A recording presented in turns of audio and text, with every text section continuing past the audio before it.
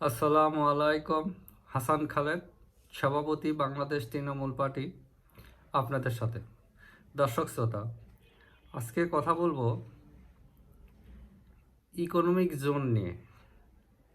আমরা সবাই জানি বিগত সরকারের সময় 100টির মতো এক্সপোর্ট প্রসেসিং জোন এবং ইকোনমিক জোন ডেভেলপমেন্ট করা শুরু হয়েছে, যাতে বৈদেশিক বিনিয়োগ ত্বরান্বিত হয় এবং অধিকতর ফ্যাসিলিটি বিনিয়োগকারীদেরকে দেওয়া যায়।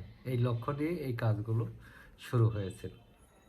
তারই অংশ হিসেবে মিরেরসরাই, চট্টগ্রামের মিরেরসরাইতে এটা অনেক বড় একটা ইকোনমিক্যাল জোন করা হচ্ছে।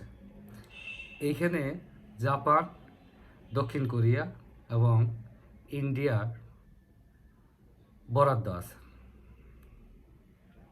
তো সম্প্রতি দেখলাম যে ইন্ডিয়ার বরাদ্দটা, মিরেরসরাই যে ইন্ডিয়ার বরাদ্দটা ছিল সেটা ক্যান্সেল করা হয়েছে। এটা ইন্ডিয়া এখানে চেয়েছিল শিল্প প্রতিষ্ঠান করতে, যেখানে উৎপাদিত পণ্য তারা দেশের বাইরে এক্সপোর্ট করতে পারত এবং নিজেদের ত্রিপুরা হয়ে নিজেদের এলাকায় ইম্পোর্ট করতে পারত। প্রোডাকশনটা এইখানে হতো। তো এইটা কোনো সমস্যাই নাই, এটা হইতেই পারে। তো এখন সরকার মনস্থির করেছে ওইখানে আর শিল্প প্রতিষ্ঠানের দরকার নাই, ওইখানে তারা সামরিক সরঞ্জামাদি উৎপাদনের ফ্যাক্টরি করবে এবং সেগুলো হয়তো নিজের দেশে কাজে লাগাবে, আবার বিদেশেও রপ্তানি করবে, এই চিন্তা চেতনা নিয়ে। তো এইখানে সবচেয়ে সমস্যাটা হলো, প্রথম যে সমস্যাটা, আমরা কেন এই যুদ্ধে অস্ত্রের দিকে যাচ্ছি? আমাদের যখন ইকোনমি ডেভেলপ করা দরকার, স্ট্রং করা দরকার, সাধারণ ভোগ্যপণ্যের ইন্ডাস্ট্রি হওয়া দরকার, ওই সময় এগুলো কেন যাচ্ছি? কারণ এইটার উত্তর সরকারই দিতে পারবে।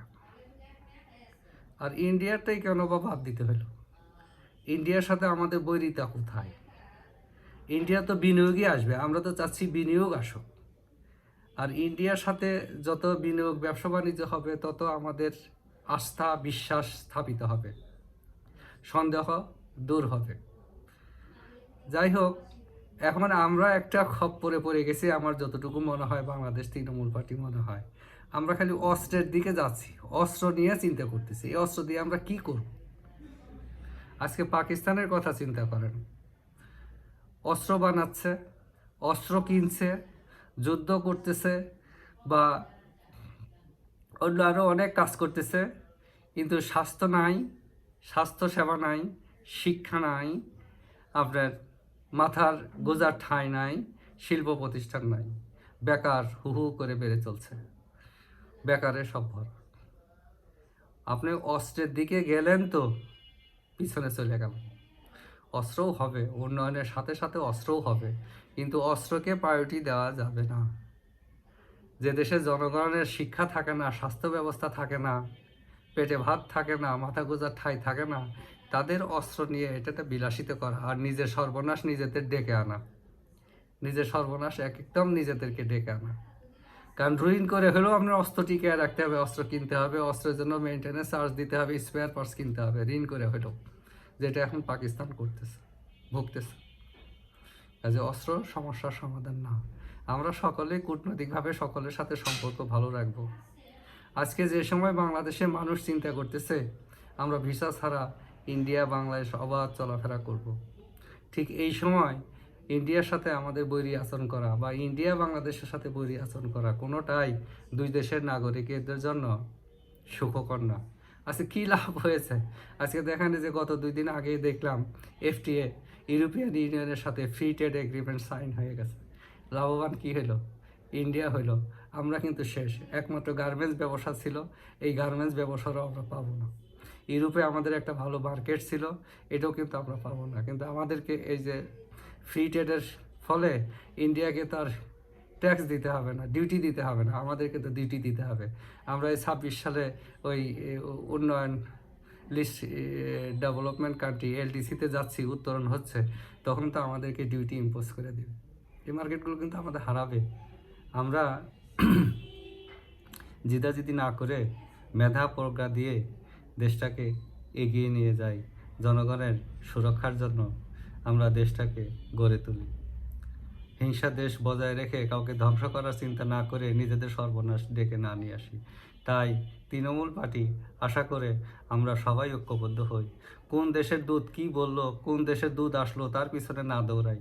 আমরা রাজনৈতিক দলগুলো একসাথে বসে আমাদের ভাগ্য পরিবর্তনের চেষ্টা করি। সেখানেই থাকবে সার্বভৌমত্ব। দূতের পিছনে যদি দৌড়াই তাহলে আর সার্বভৌমত্ব থাকে না। সার্বভৌমত্ব বজায় রাখি। রাষ্ট্র, ভূখণ্ড, জনগণ, স্বাধীন স্বাধীনতা এবং সার্বভৌমত্বই হলো একটা রাষ্ট্র। একটা উপাদান যদি না থাকে সেটাকে আর রাষ্ট্র বলা যায় না। তাই আমরা যদি দূতের পিছনে দৌড়াই তাহলে কি আমাদের সার্বভৌমত্ব থাকে? আমাদেরকে সকলে মিলে সিদ্ধান্ত নিতে হবে আমরা কি করব, তাহলে এটা রাষ্ট্র থাকবে। আমরা আমাদের ভুল সংশোধন করি, বাস্তবতায় ফিরে আসি, শিল্প প্রতিষ্ঠান করি, ভোগ্যপণ্যের শিল্প প্রতিষ্ঠান করি, অস্ত্র না। অস্ত্র সমস্যাকে আরও গাঢ় করে, অস্ত্র সমাধান না। যে যেখানেই থাকি সুস্থ থাকি, নিরাপদ থাকি। ধন্যবাদ সবাইকে।